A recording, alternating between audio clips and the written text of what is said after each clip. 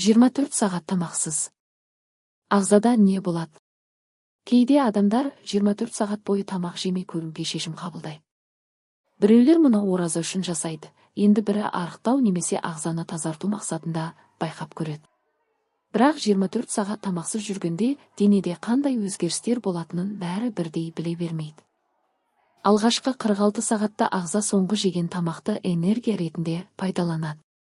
Қандағы қант деңгейі біртіндеп төмендей бастайды. Осы уақытта аштық сезімі пайда болуы мүмкін, бірақ ол қатты мазаламайды. 612 сағат аралығында бауырдағы гликоген қоры жұмсалып, ағза энергияны басқа көздерден ала бастайды. Көп адам дәл осы уақытта қарынның ашқанын қатты сезеді.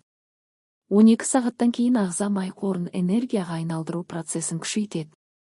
Кей адамдар өзін жеңіл сезінуі мүмкін, ал кейбіреулерде әлсіздік, бас айналу, шаршау байқалады. Бұл ағзаның жаңа режимге бейімделуі. 24 сағатқа жақындағанда дене энергияны үнемдеуге көшіп, қозғалыс баяулауы мүмкін. Сол себепті бұл уақытта ауыр жұмыс немесе спортпен қатты айналысу ұсынылмайды. Су ішу ең маңызды нәрсе. Тамақ жемесеңіз де ағзаға су қажет.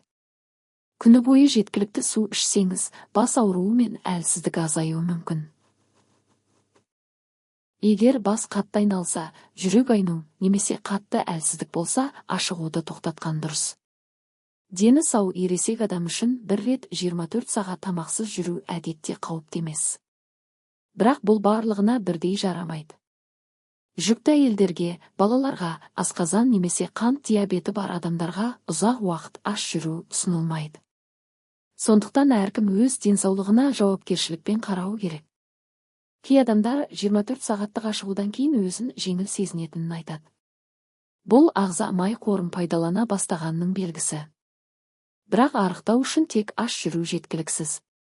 Ең тиімді жол тұрақты дұрыс тамақтану, жеткілікті ұйқы және қозғалыс.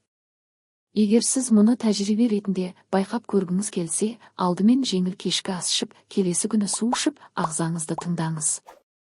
Ең бастысы денсаулық. Ашығу әр адамға әр түрлі әсер етеді. Сіз 24 сағат тамақсыз жүріп көрдіңіз бе? Қандай сезім болды? Пікірге жазыңыз. Видеоны соңына дейін көріп, каналға тіркелуді ұмытпаңыз. Лайк басып достарыңызбен бөлісіңіз.